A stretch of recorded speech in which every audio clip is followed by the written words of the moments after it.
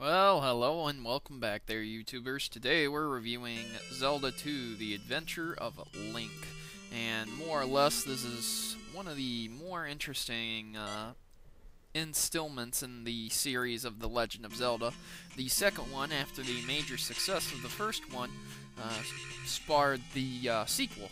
And the sequel is quite controversial as it is significantly different compared to the rest of these Zeldas, as most of them take an overhead view or a 3D view. This is the only one that actually takes a side-scrolling approach to it.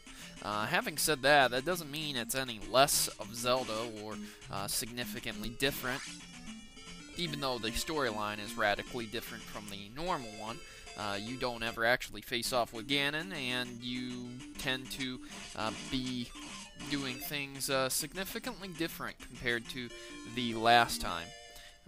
Zelda 2 is very different in the regards that is more RPG-ish than anything else, and the weapons that you actually pick up are not things that you would normally use in battle. For example, the candle in the original Zelda was used to light up an area, but also could burn shrubs and reveal secrets, as well as damage enemies with fire. In this version of Zelda, it is not used for that reason, but in fact it is only used to light up dark caves such as the one you're seeing right now. Without the candle, it's very hard to get through these caves, if not impossible. As you progress through the story, you'll be facing much stronger enemies in these caves, which will make it incredibly more difficult.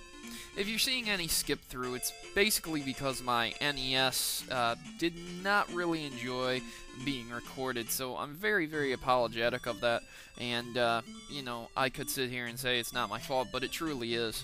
What you see on the screen is pretty much what you get, and with the 3DS release of Zelda 2, if you were an ambassador or later on, you'll be able to play this very well and on the go.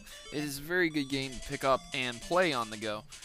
If you're looking to actually see the whole game played, you can go ahead and take the link down below in my description. It will be to Cow's Crazy, or you can take his video responses. In the case that he puts video responses up, there won't be a link to his channel in the description because the video responses are already up. He played through this game entirely, and he did a much better job than I ever could have. I assure you of that, guys. So, when you're playing Zelda 2, you have to understand one thing. You're going to die. A lot. I would give mad props to whoever could do this 100% perfectly. The main goal of the story is to defeat all the 8 palaces. That part of Zelda doesn't really change at all in this game, but this time a group of baddies or some demons or whatever is out there is trying to resurrect Ganon by taking his ashes and adding this sacred blood to it or some essence or some crazy stuff. It's really straight out of Dracula if you really think about it. You know, adding blood to ashes and resurrecting Dracula. Pretty much the same concept. Now, I've stated numerous times that this Zelda 2 has actually ripped off several other games to include a game known as Kung Fu, where the actual side-scrolling characters and the motions of the characters and how the characters move around in the gameplay acts, and it really has. It's very unique, to say the least. And I'm not quite sure why it does that, but it definitely does do it. It's one of the oddest occurrences I've ever seen, and to say the least, you might notice some differences too if you really love Kung Fu like I did. Having said that, that doesn't really make it a bad game, it's just the fact that it lifted some of its material from another game. Oh well, right?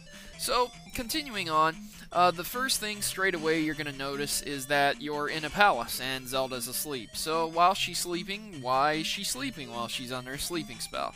If you really want the full context of the story, I suggest you actually let the title screen sit for a moment and you read exactly what happened. She's been put under a sleeping spell and you have to defeat all these guys to wake her up, pretty much.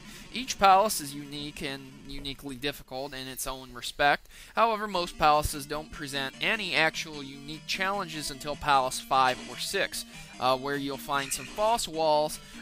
You'll have to use your special abilities just to get through the palace, and there'll be some very, very difficult challenges along the way, as well as bosses. Some of the bosses you'll encounter is a giant wizrobe, a dragon, a simple knight, and a horse head, among several others.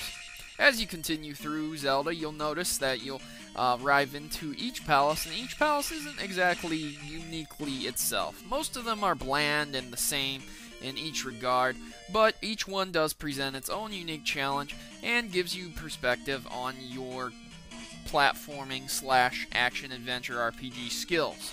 As you can see, up on the top, you see the magic bar is at 1, but you can also see different squares there. As you progress through the game, you'll find jars of magic, as well as heart pieces to increase the actual bricks and blocks, whereas you level up through the game, you'll defeat monsters, get points towards your next goal, which could be 100 or 9,000, anywhere in between, and you'll be able to level up each individual asset of yours respectively.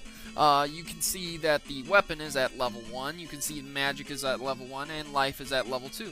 As you progress through with your experience points, you can ration them out as you see fit.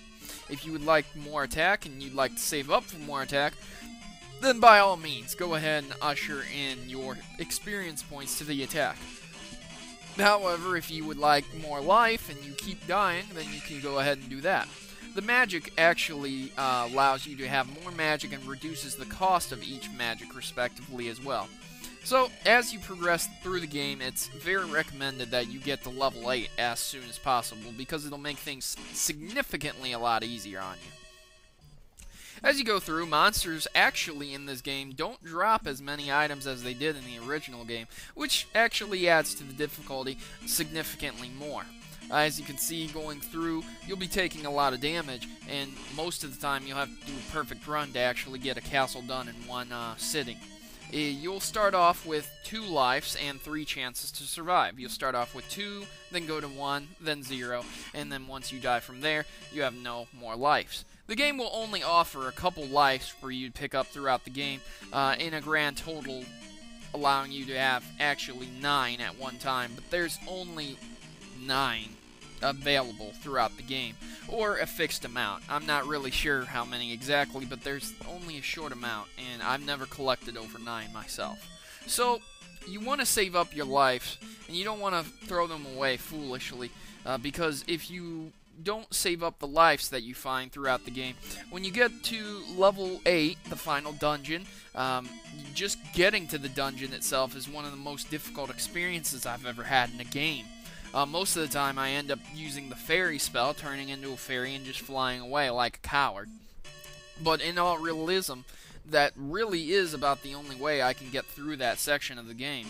This game is one of the most difficult games and challenging I've ever played in my life. However, having said that, it's a mix of reward challenging.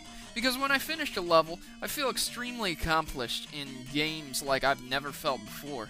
To say the least, it reminds me of the glory days when I used to play Metroid, Super Metroid, Zelda, A Link to the Past, Mario, or some of these extremely more difficult games compared to today's games that are released. There's no arrow telling you where to go. In fact, there's almost no direction in this game at all.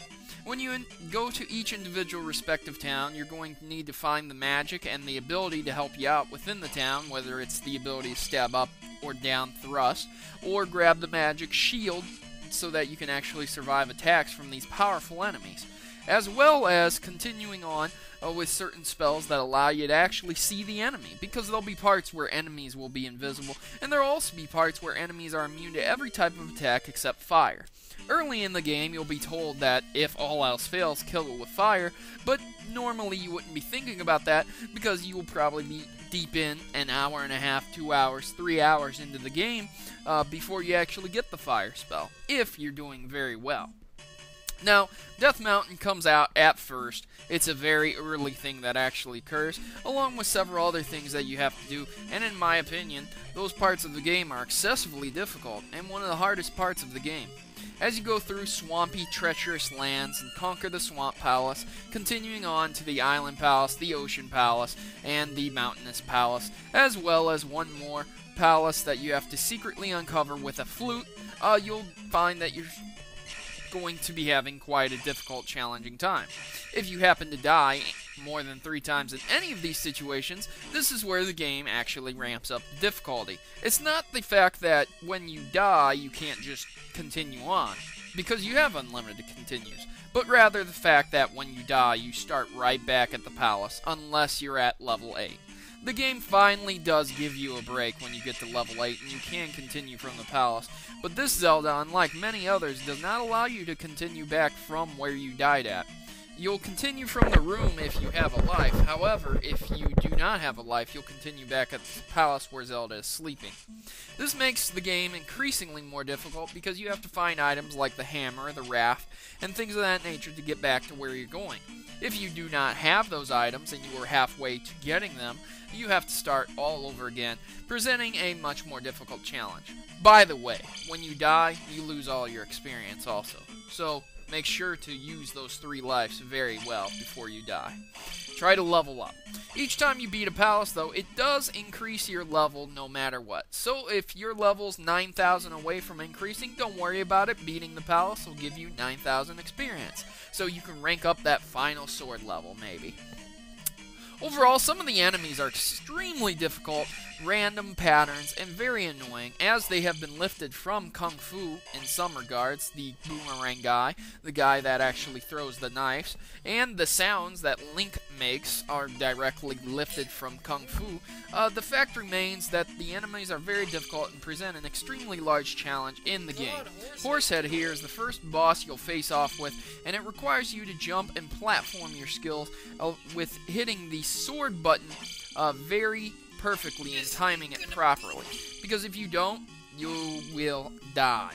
You will die, and you will die over and over and over again.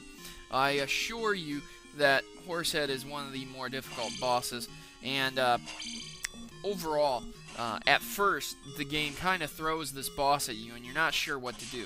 The game's very cryptic in manner, so if you feel that this game is extremely difficult and you need some help from YouTube, go ahead and take it, because I definitely did. And again, Cow's Crazy LP'd this, and I used his LP as a reference. I kinda knew where I was going at all times, but not 100% of the time. So, again, I invite you to watch Cow's Crazy's LP, and go ahead and check it out, because it's an extremely good LP, it's very fun, and it's very informative if you're playing this game. I give Zelda 2 an X rank, because it's the first Zelda to actually do side-scrolling, and it did it well. Thanks for watching, I'm Protomario, and I'm signing out.